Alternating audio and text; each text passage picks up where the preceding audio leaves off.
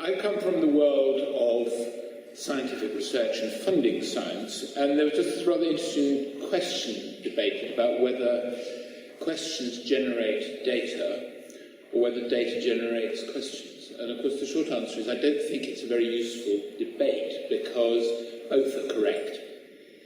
And so the very large data sets that we're now able to collect and generate in themselves offer a way of asking questions that weren't askable before. And one of the big changes in science, and it's interesting that in science, if you want to write a grant to get to develop a new method, it's often quite difficult to do it. But on the other hand, if you look at the people that win Nobel Prizes, they're frequently people who have developed new methods, new ways of answering questions, and they may not have known what all the questions were that could be answered. But it's the technologies that drive the dramatic changes that enable people to answer questions that weren't there before. So I think it's a sort of circular process. It's a bit like the debate between top-down and bottom-up science. Who asks the questions? Should it be the king asking the question in the case of longitude, working out better ways of telling the time at sea, or should it be the scientist in the laboratory asking the question from the bottom up? Should it be the research council that asks the question, or should it be the scientists? And the answer again is both. And one of the interesting things I've encountered on coming into government is the sort of slightly stark divide that sometimes appears between analysis and policy making, where again it seems to me that these are two sides of the same coin. How can you do analysis if you don't know what are the key questions? And equally, how can you make policy if you don't understand something about the analytic methods? So I think a lot of the things that get presented as being dichotomous aren't in any sense at all. One of the things that I inherited when I started as the Government Chief Scientific Advisor is the horizon scanning foresight that's been done for the Government Office of Science for many years.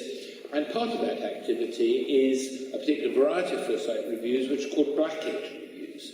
And of course the name of Patrick Blackett will be one that is extremely well known to everyone in this audience because it was Blackett in many ways who, during the Second World War, invented the field of operational research. Good. He said the object of having scientists in close touch with operations is to enable operational staff to obtain scientific advice on those matters which are not handled by the service technical establishments. The scientists apply scientific methods of analysis to data and are thus able to give useful advice. And during the war, of course, the main field of their activity, the data they had, was the material to be found in operations rooms, e.g. signals, track charts, combat reports, meteorological information. And Kittle, who was involved in the foundation of this society, described operations research as a scientific method for providing executive departments with a quantitative basis for decisions.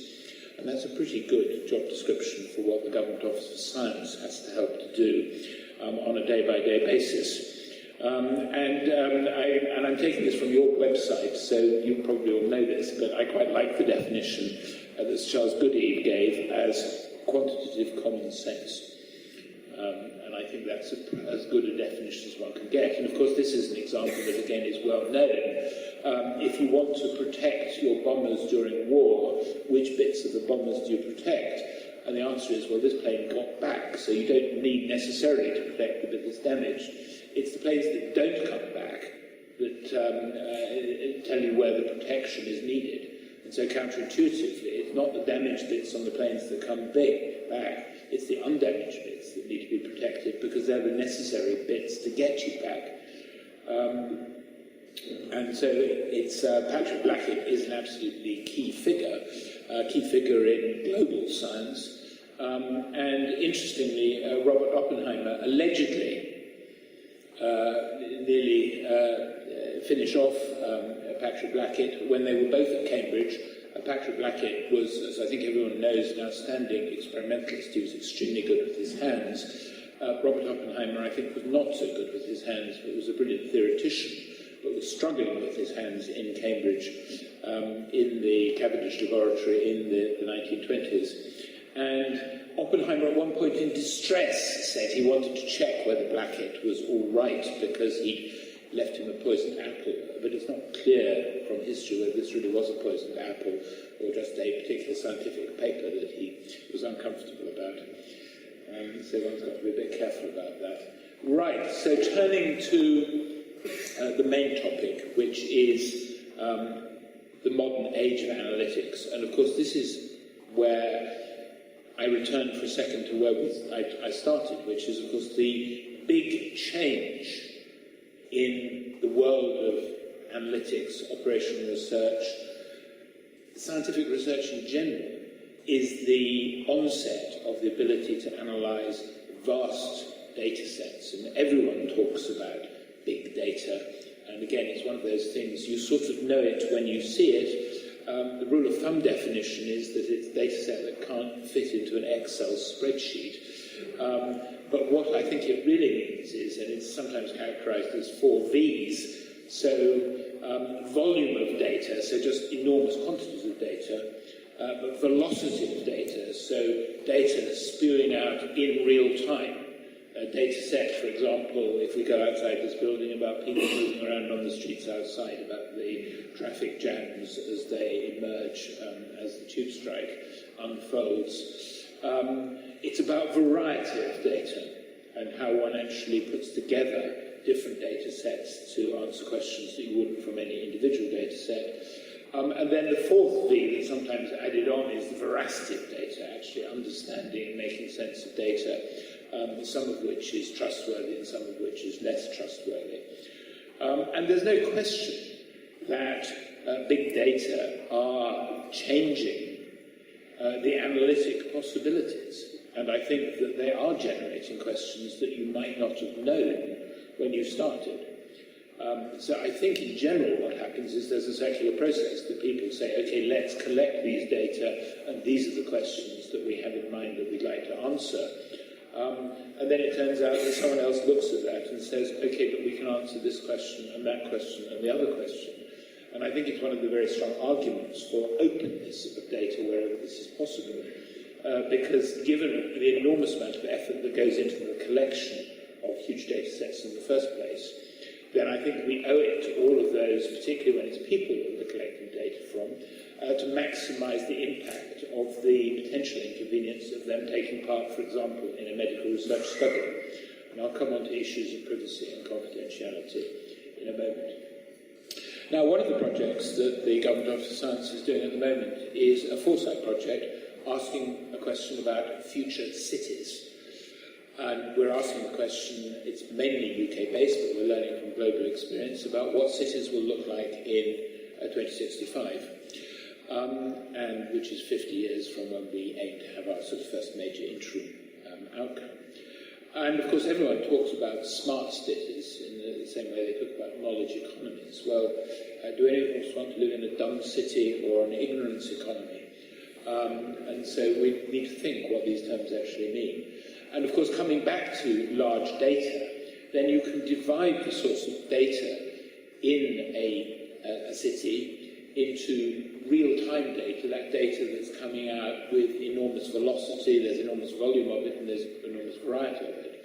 And now we live in cities where there are sensors under the roads, there are sensors in the case of CCTV cameras, there are sensors everywhere around the cities in which we live. And the volume and variety of these is likely to increase very dramatically. And so everything from smart bins, which tell the bin collector when they're full, to the sensors that detect how we move around. There are the pollution sensors that tell us about the diesel fumes. There are the ways of measuring people and how we move around, Oyster card data, giving you instantaneous information on how people are moving around, whether there are delays. And of course, increasingly, there's the unstructured data, social media, for example, and how one plays all of that together. And then there are all the administrative data sets that we're very familiar with, housing data sets, health data sets, education data sets, HMRC information.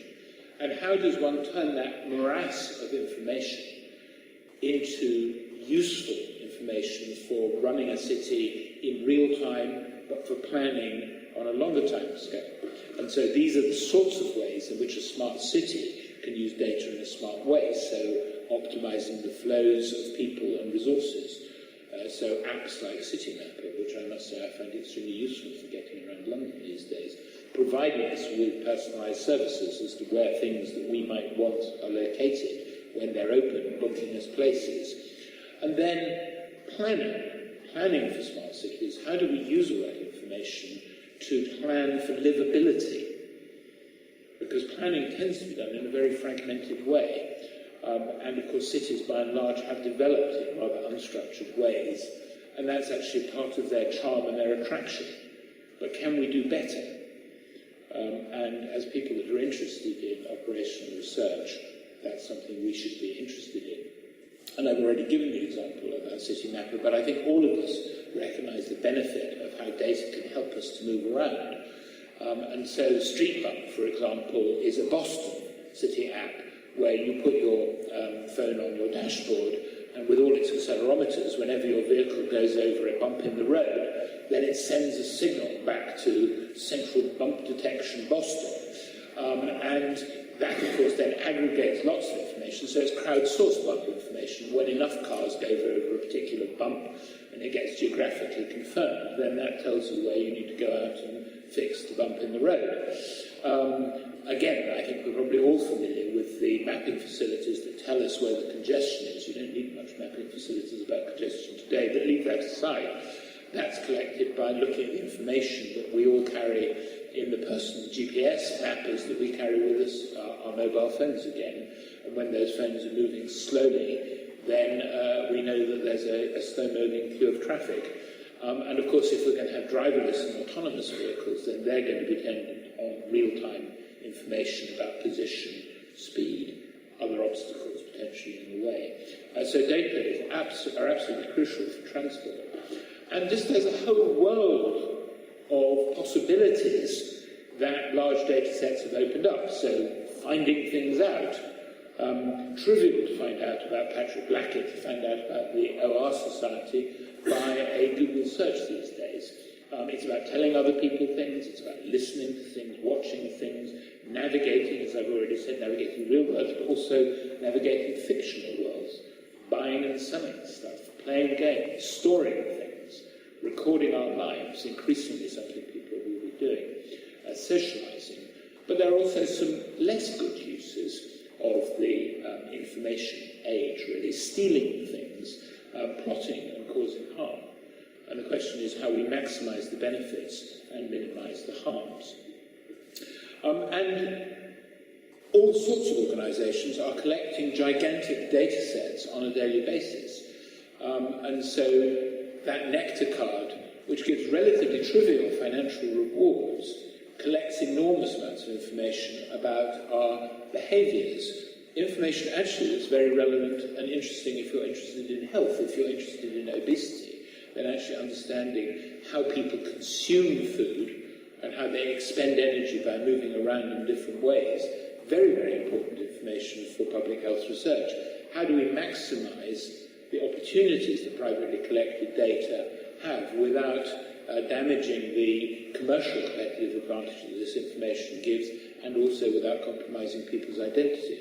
And of course, our financial transactions are recorded in the greatest of details by companies such as Experian. How does government use information? Well, democracy doesn't work without information about us, because the key feature of democracy, which is the ability to vote, requires information about each of us as a voting individual. Planning, we've talked about taxes. You can't collect taxes unless you know information about people. And of course, law enforcement is critically dependent on that.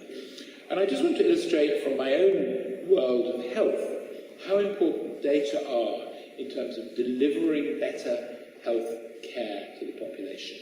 And there's been an enormous amount of concern about big IT projects such as Connecting for Health initially, about care.data. And I don't think that the medical profession has necessarily marketed as well as it should, because all of this, at the end of the day, is about delivering better health care to each and every one of us. And here's a really good example from Scotland, a smaller population, something between 5 and 6 million, about 5% of the population with diabetes, mainly type 2 diabetes, all basically, not on a single database per se, but all information from all of them assemblable in a single fashion.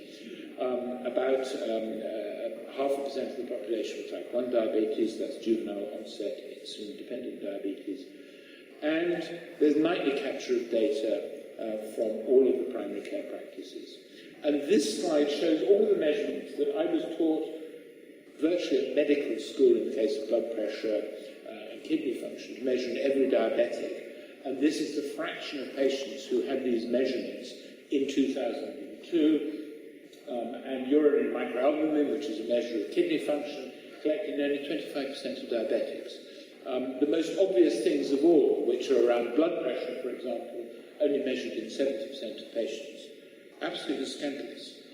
It's only when you start collecting data that you actually suddenly start driving up compliance of my profession with those basic things that need to be measured. And you can see that by 2007, all of those four measurements were up between 80 and 100%, which is where they should be. They should be basically at 100%.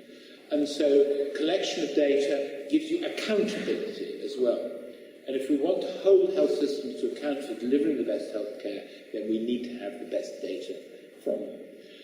And that, in the case of diabetes in Scotland, has translated into a reduction by 40% in peripheral limb amputations for people who had blood vessel disease from their diabetes. It's reduced by 40% laser eye surgery for people who've got vascular disease in the eyes. So this turns into major health gain. Here's an example from HMRC, where again, by analysing all sorts of data sources, HMRC Connect, which has been running since 2010, has yielded over £2 billion in tax that was otherwise not being paid for various reasons. And of course, data and the proper use of data is absolutely crucial for national security. And I don't think any of us should forget that. I won't say anymore. So let me just for a second deal with the issues of privacy and security.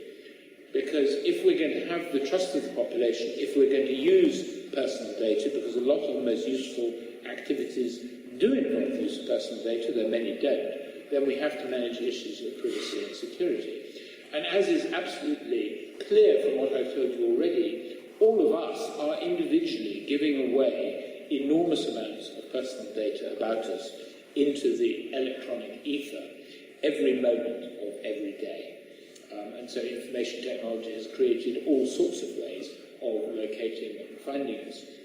And I'm absolutely delighted that my mobile phone information contributes to information about the fact that I'm stuck in a queue of traffic, or actually I prefer it to contribute to information that the bit of road I'm on is green and moving properly. I wouldn't be quite so keen if my information appeared as a dot on the map saying Mark Walport is stuck in Wandsworth High Street. And so we take it for granted that that information is useful and used on an anonymised basis, but we're less happy if each of those spots has got a name, rank and number on it. And of course, lots of people, and it's already implicit in what I've said, hold our data, and it's not just the government. Who knows the most about us? Is it ONS or is it Google? Who knows the most about our financial affairs? Is it HMRC or is it Experian? Who knows the most about our habits in relation to health? Is it the NHS or is it the Nectarcard database? So both the public and the private sector hold enormous amounts of information about us. And I suspect that the private sector probably trumps the public sector in terms of that quantity of information held. Although I must say I don't have the data in support of that, it's a hypothesis. And the dangers of releasing those data into the wild, I think, are very well recognised. And one of the things that I think we would all realise is that whilst we might appear anonymous and very difficult to identify in a single data set, if you take that data set and you mash it with another data set, then it suddenly becomes possible potentially to identify people. And let's just talk about the Netflix example. So Netflix is in the business of providing films and providing the best recommendations of the films that you or I might be interested in. And so they released what they thought was a fully anonymized set of film rental data and set a very large prize because they wanted to improve the recommendation algorithms. Now, of course, Netflix, you can get the standard blockbuster films that everyone's perfectly happy to acknowledge they've seen, but they also release a whole set of films that people might not be quite so happy to acknowledge that they're keen on. And what some smart, perhaps slightly malevolent database analysts did was they mashed the Netflix data set with the IMDb, the Internet Movie Database, where people identify themselves potentially. And so they were able to mix their Netflix preferences with your IMDb reviews, and that revealed the identity of people who were perfectly happy to comment publicly on some films, but were less happy to acknowledge that they were keen on watching other genres of films. This was not a successful prize. And equally, AOL at one stage released anonymized search data for research purposes, but because of the nature of the searches people do, searching on their own surname, for example, searching on family members, then it was possible for journalists to actually work out who people were, and that program didn't go very far as well. So one has to realize that taking one anonymized data set, mixing it with another one, carries potential risks. And so this is probably, in the context of privacy, the most important slide I'm showing you today. And that is that we tend to think about privacy in a binary fashion, that we're either private or we're not. And the reality is that it's not like that. And I think that we have to find a much better way of communicating issues around privacy. And I think there are essentially three sliders that we can operate in the context of privacy. And the first of those sliders at the top of this figure is a slider about the degree of obfuscation of data. From at the one end, the left-hand end, openly identifiable information, name, rank and number, and all the other information, to the other end, completely encrypted, so that however smart you are, you're not going to be able to decrypt it. And in fact, that's technically an extremely difficult thing to do. And there's a slider between completely open and completely encrypted at the other end. But there's a second slider, and that's the access slider. And so you can have information which is posted on the outside of Tavistock Square, where anyone going by can have a look at the data on the internet, or you can equally have databases which contain more or less sensitive information locked in the vaults of the Bank of England. And so it's not only whether the data is openly identifiable or not, it's where it's handled. And so you can have quite openly identified or information which would be easy to decrypt, but if it's in a safe haven, if it's in a safe environment where there are rules of access and only accredited people are allowed in, then that provides a much safer environment. And then the third slider is a slider around governance and accountability. From at one end, an unregulated, minimally legislated environment, to at the other end, a highly regulated, highly legislated environment. And what we have to do when we talk about privacy, confidentiality, is we have to recognize that those sliders can each be adjusted, and we mustn't talk about privacy as an all or nothing, as a binary activity. And there's a mythology about consent as well, because a lot of what is sometimes called consent is actually terms of service. So, of course, we're a highly law-abiding, careful audience who, every time we put a new piece of software on our computers, read all of the terms of service, and when we tick the box, it's because we've read it all, maybe. In 2010, a company, a games retailer, added a clause to their terms and conditions to grant us a non-transferable option to claim for now and forevermore your immortal soul. I'm not quite sure how they did the survey, but the figure doesn't surprise me, is that 88% of customers in the time period never read those terms and conditions. Can we blame people for not reading it? Well, this is a study that Which did, where they looked at the number of words, the word count in terms and conditions of service, and PayPal trumps Hamlet and Macbeth, and iTunes trumps Macbeth. So, would you rather read Hamlet and Macbeth, or the terms and conditions of service of PayPal or iTunes? So there is a sort of mythology around some of this, which is actually what is sometimes called consent, are basically terms of service. If you want the product, you tick the box. If you don't tick the box, you don't get the product. Is that informed consent? No. And this is an important issue, actually. So Ipsos Mori did some work on this, and the results were released earlier this year. And a very substantial fraction of the population are concerned about how their information is used. And people in that survey were more outraged by companies being cavalier with their data than by the companies exploiting foreign workers, damaging the environment, overcharging for their products, or paying huge bonuses. And I don't imagine that they're very keen on any of those four either. So it shows that people do worry about this. This is an important issue. But I think when we talk about data sharing, and again, there's a lot of concern about data sharing, we should always remember that there can be as much harm done by not sharing data as by sharing data. And I think that people sometimes think that the safe thing to do is always not to share data. We've seen multiple cases from my own world of health and medicine where professionals not sharing data has resulted in harm flowing to individuals, and equally from the world of criminal justice, where organisations concerned with the protection of the public, with the identification of criminal activity, cause harm by not sharing information. And I would argue that one of the duties of the profession is to make judgments about sharing and to be accountable for those. And I did a piece of work on data sharing with the last Information Commissioner, Richard Thomas. And he drew a very interesting distinction between wholesale data sharing, the data sharing I've been talking about, of very large data sets, and retail data sharing. In other words, data sharing around a particular context, the probation service, health, criminal, where actually people often apply legislation which is intended for the large-scale data sharing in areas where professional judgment is what really matters, where one should be accountable for one's professional judgment. And I think that's an important distinction. So we must remember that sharing data can cause harm.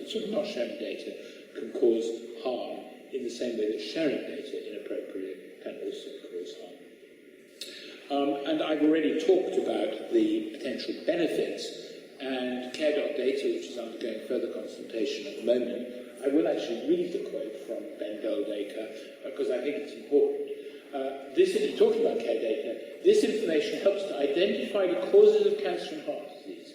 It helps us to spot side effects from beneficial treatments and switch patients to the safest drugs. It helps us to spot failing hospitals or rubbish surgeons, and it helps us to spot the areas of greatest need in the NHS. Numbers in medicine are not an abstract academic game.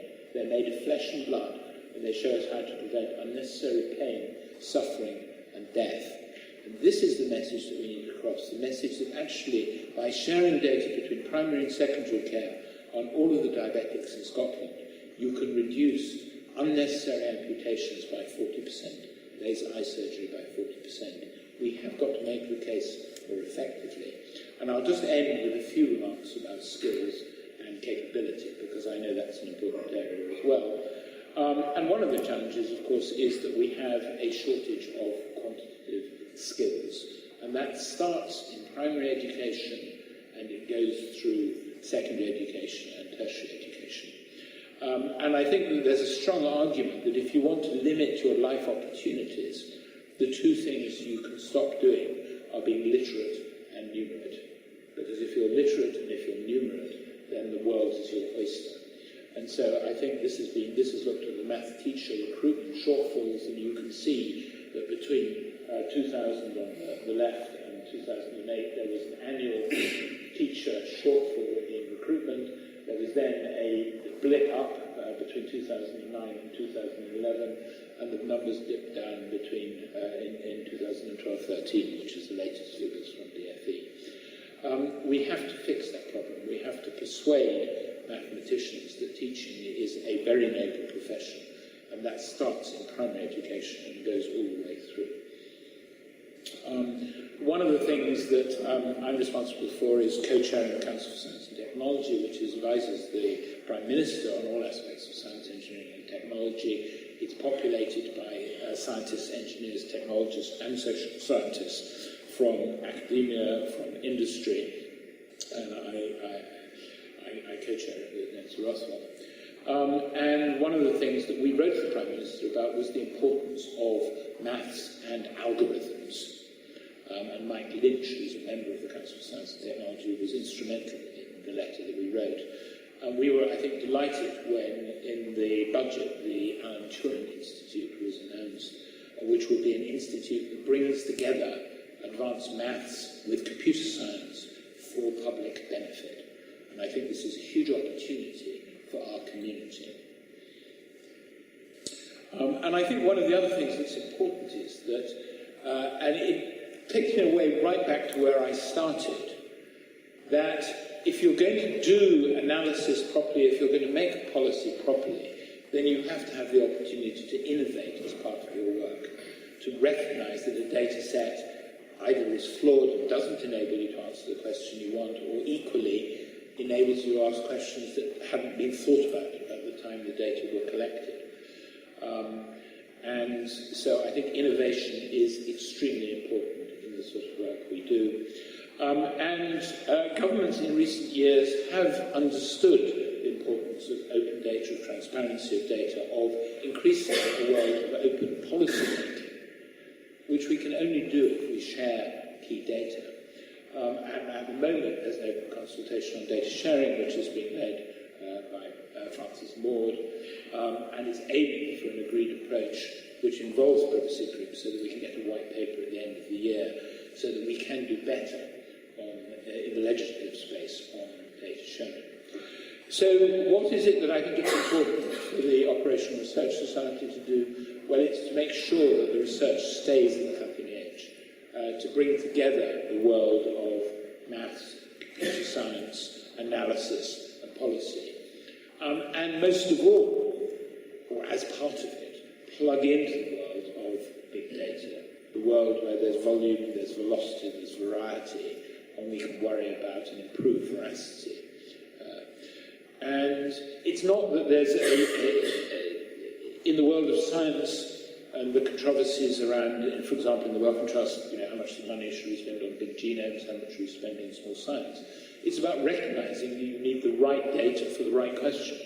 And so not all data sets need to be large, they need to be appropriate for asking the question you want to answer.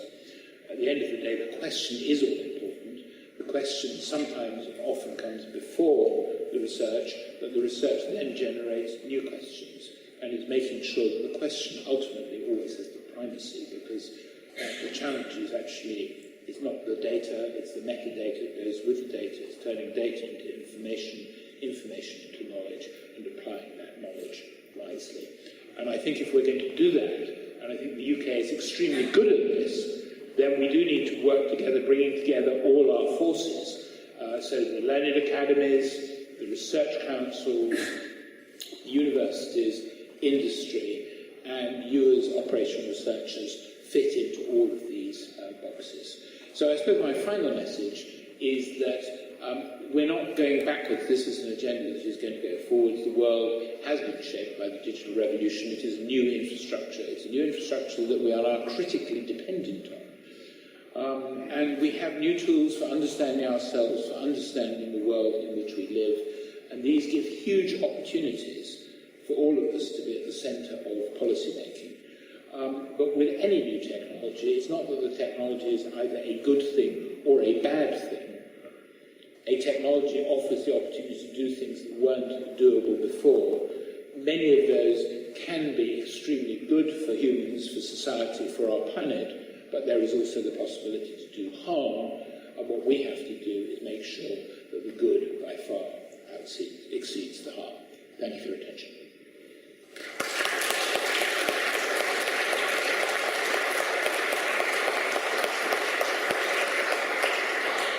Okay, we have a few minutes for questions. Anyone, do you want to take first down from here? I'm Heath Anshaw from the Royal Statistical Society. Thanks very much for an excellent presentation and overview. As a community, I'm sure we'll all agree on the real value that can be gained from opening up data sets for research.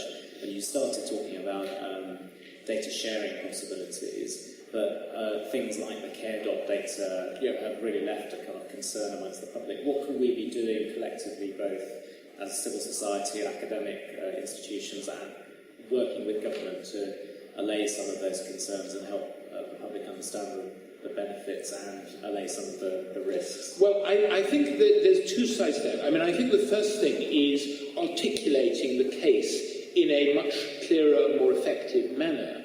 And I think not pretending that we can guarantee absolute privacy, because you never can. The answer is you do the best you possibly can, and you do it through a whole variety of techniques. And you make the point that I think that I've made the privacy isn't binary.